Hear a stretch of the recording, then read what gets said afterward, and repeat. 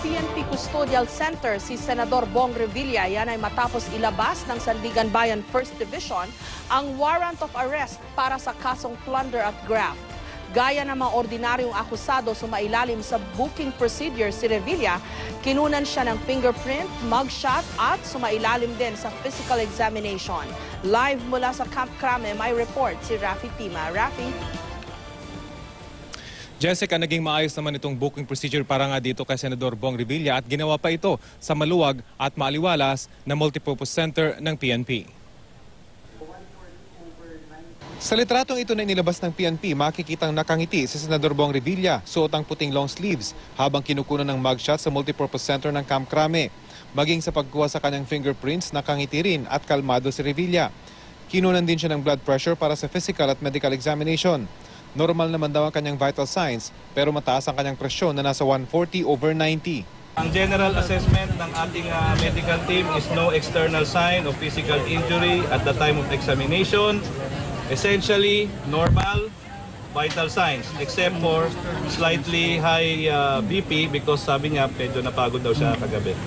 Tumagal ng halos 2 oras si Revilla sa multipurpose hall kasama ang kanyang pamilya at mga kaibigan. Kasi I have to buy some of his things na kailangan pa ho niya. So dahil mainit talaga sa loob. Ang fear ko kasi yung may migraine attack siya pag minsan may times na dinadala namin siya sa ER. Kasi hindi kaya ng medications. Hindi kasi naging malinaw kung saan dapat ikulong si Revilla. Ayon sa endorsement letter na dala ni Revilla, sa CIDD siya ikinukumit. Pero ayon sa CIDG, hindi pa handa ang kanilang detention facility para sa senador. Bago mag-alas 3 ng hapon, lumabas ang commitment order na nagsasabing sa PNP Custodial Center na siya ikukulong. Pero ayon kay DLG Secretary Mar Rojas, hindi talaga selda ang Custodial Center. Ang pwede raw na paglipatan ni Revilla ay ang pasilidad na ipinapagawa ng Bureau of Jail Management and Penology sa Bikutan, Taguig. Hindi ito selda. Tanggap natin lahat na yung patutunguhan ay hindi talaga selda. Eksklusibong nakuna ng GMA News ang pagsakay kay Revilla sa PNP CIDG marked vehicle at dinala sa gate ng PNP Custodial Center. Nagawa pang kumuway ng senador habang nasa loob ng sasakyan. Wala nang pinahintulot ang sumunod maging ang mga kamag-anak ng senador. Pagdating ni Revilla sa detention facility, pinilibutan na siya ng mga pulis at dinala na sa loob. Sa Unit 1 ng bagong gawang detention facility, mananatili si Revilla. Iisa lang daw ang ceiling fan doon at walang aircon. Kaya inirereklamo raw ng senador ang sobrang init na nagdudulot ng kanyang migraine. We don't really have any choice, di ba? Kinoconsider namin yon kung paano gagawin para magkaroon siya ng at least ma-alleviate yung situation doon. Napakainit, grabe.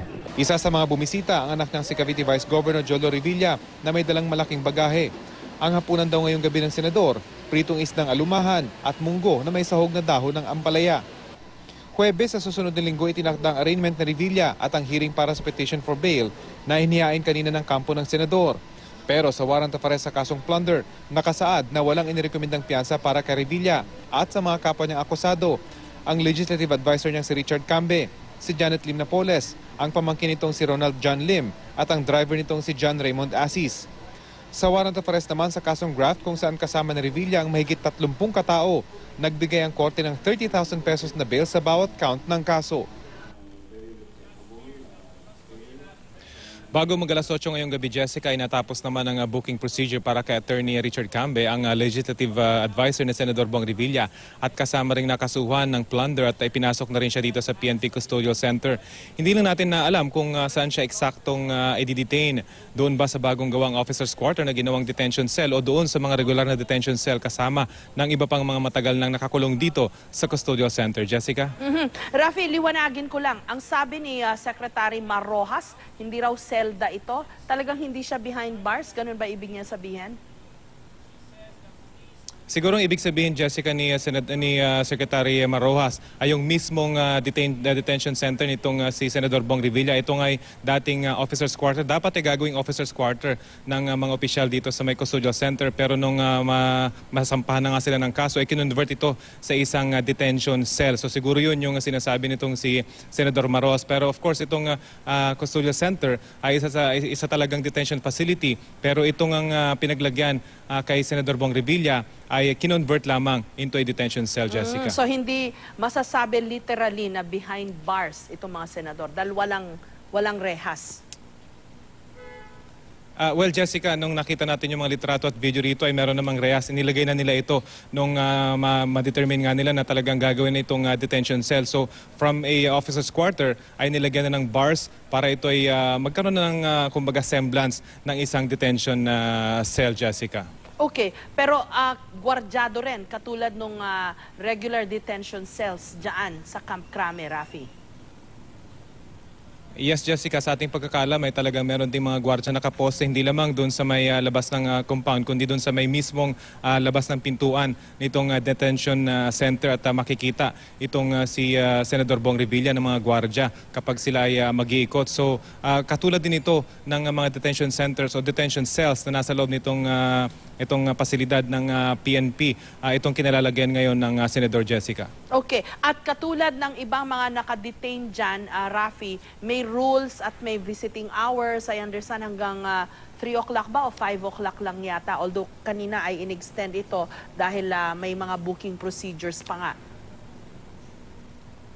Yes, Jessica, hanggang alas 3 lang dapat sila ng hapon na kanina pero pinagbigyan na sila na hanggang past 5 dahil nga kararating lamang nitong si Senador Revilla at nagkaroon nga siya ng migraine. So may mga binili pang medisina itong kanyang mga kamag-anak at ipinasok pa dito sa loob ng detention center. Pero sa regular na visiting hours, hanggang alas 3 lamang sila ng hapon pwedeng manatili rito. Pero sa linggo ay merong itong request itong si asawa ni Senador Bong Revilla na si Congresswoman Lani Mercado na sana daw ay magkaroon sila ng time para makapagkaroon ng praise and worship service dito sa loob ng kanyang selda pagdating ng linggo. At sana raw ay maalaw na mas marami doon sa 10 na inaalaw sa ngayon na bibisita dito kay Senador Bong Revilla ang makarating sa linggo para nga makapagdao sila ng isang misa, Jessica.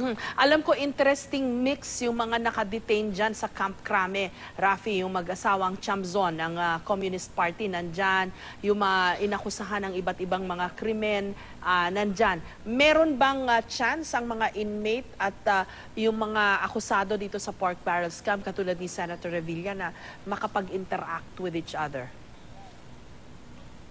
Hindi raw, Jessica, hindi magkakaroon ng pagkakataon yung mga regular na detainees na nandito sa loob dahil unang-una nga, ito ay medyo nakahiwalay ng konti dahil dapat nga ay official officers quarter ito. So talagang nakahiwalay ito dun sa regular na detention cells. So hiwalay ito dun sa mga regular na detainees kung saan naroon nakapiit yung mga high risk at high profile na mga detainees.